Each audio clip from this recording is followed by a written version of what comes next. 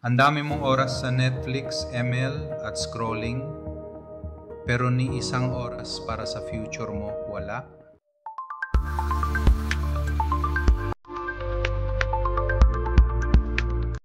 Real talk lang. One seminar could change your life. Kaya mo bang palampasin yun?